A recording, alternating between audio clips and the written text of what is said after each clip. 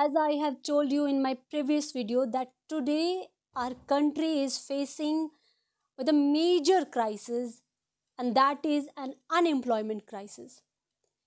और ऐसा नहीं है कि हम इस बेरोजगारी की समस्या से बाहर नहीं निकल सकते. We are capable enough to bring out effective solutions to counter this unemployment crisis.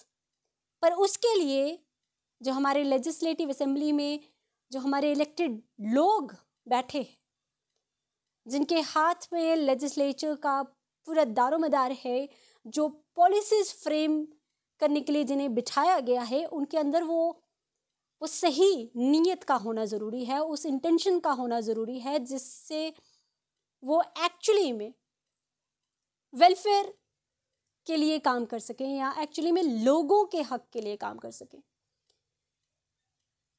For instance I would like to put an example in front of you and उसमें जैसे हमारे हर्षदेव सिंह जी, जिन्होंने अपने टेन्योर में,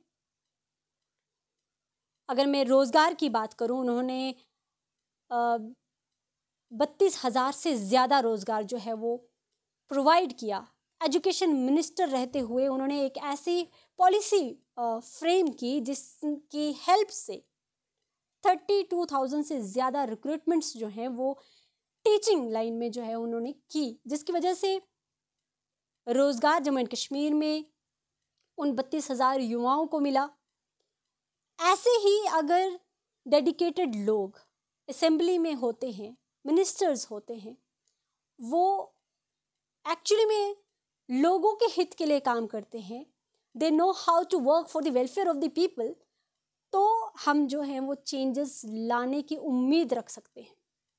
इसी तरह से अगर बाकी कैंडिडेट्स या बाकी असेंबली में बैठे हुए लोग इसी इंटेंशन के साथ कि वो एक्चुअली में लोगों के हित के लिए काम करें, तो काफ़ी हद तक हम लोग इस अनएम्प्लॉयमेंट क्राइसिस से उभर सकते हैं.